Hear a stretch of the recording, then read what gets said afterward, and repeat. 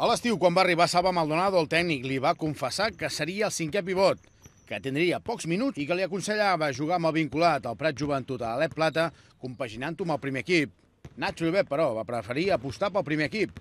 I amb treball, només amb treball, no només s'ha guanyat la confiança del tècnic, sinó que, a més, és titular indiscutible.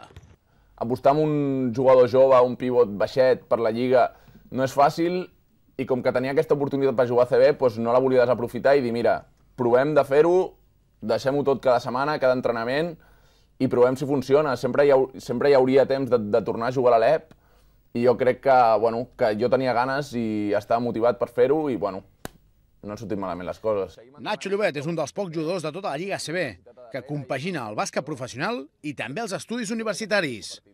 I no ha escollit una carrera fàcil.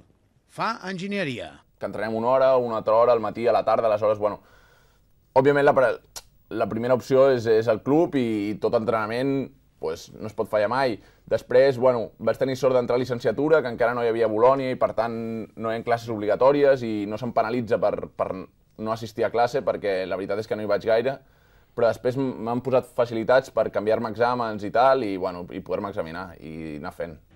La penya ha tornat avui als entrenaments després de ser apallissat a Santiago de Compostela i els jugadors ja han fet autocrítica per la manca d'actitud que van tenir en el partit.